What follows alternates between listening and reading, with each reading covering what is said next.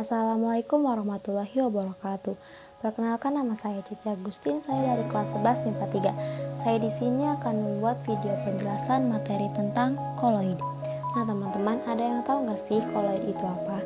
Jadi koloid adalah campuran antara dua zat atau lebih di mana fase terdispersi berukuran 1-100 nanometer dan tersebar merata dalam medium pendispersi. Dispersi koloid jika dilihat dengan makroskopis akan terlihat homogen, sedangkan dilihat dengan mikroskopis akan terlihat heterogen. Nah, koloid juga punya ciri-ciri nih. Yang pertama, jika homogen secara makroskopis, maka heterogen secara mikroskopis. Larutan selalu keruh dan tidak ada endapan dalam larutan sehingga tidak bisa disaring.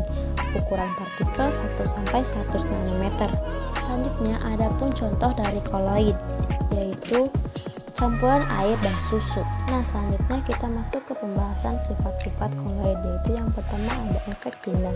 Efek Tyndall adalah peristiwa penghamburan cahaya oleh partikel-partikel koloid. Contohnya itu langit di siang hari yang berwarna biru dan langit di sore hari yang berwarna jingga. Nah, yang kedua yaitu sifat-sifat koloid Graf-Brown. Berdasarkan pengamat Robert Brown, partikel koloid tidak pernah berada pada kondisi stasioner atau diam, melainkan akan bergerak dengan lintasan lurus dan arahnya tak menentu. Semakin kecil ukuran partikel koloid, semakin cepat gerak Brown terjadi. Contohnya saat kita lihat partikel debu bergerak melewati celah jendela yang terkena sinar matahari. Jika diperhatikan, partikel debu tersebut akan senantiasa bergerak tanpa henti dan lintasannya berbentuk lurus. Yang ketiga yaitu ada adsorpsi. Adsorpsi adalah peristiwa terserangnya ion atau senyawa lain oleh permukaan koloid. Contohnya yaitu saat kita menjernihkan air menggunakan tawas, karena tawas memiliki kemampuan untuk menyerap polutan di dalam air. Yang keempat yaitu ada koagulasi koloid. Peristiwa menggumpalnya koloid membentuk endapan. Contohnya yaitu saat kita menambahkan sedikit senyawa asam ke dalam susu. Akibat penambahan asam tersebut, susu akan mengalami penggumpalan membentuk suatu endapan. Yang kelima yaitu ada dialisis. Dialisis adalah proses pemisahan koloid dari ion-ion pengotornya atau teknik pemurnian koloid yang didasarkan pada perbedaan ukuran partikel koloid. Nah, yang terakhir yaitu ada koloid liofil dan liofob. Koloid liofil adalah sifat di mana fase terdispersinya suka menarik medium pendispersinya.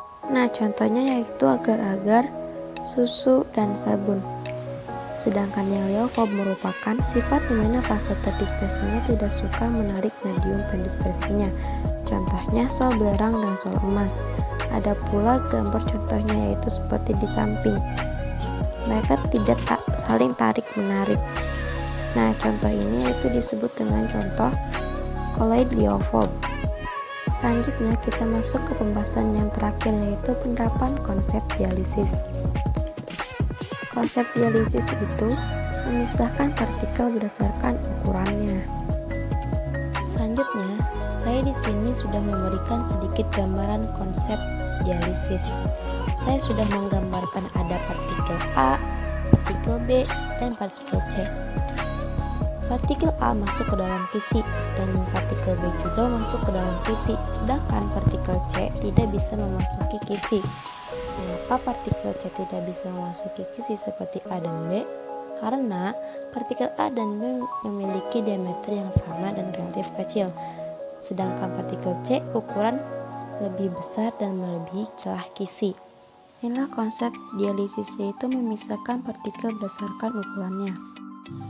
Demikianlah dari video ini. Terima kasih. Wassalamualaikum warahmatullahi wabarakatuh.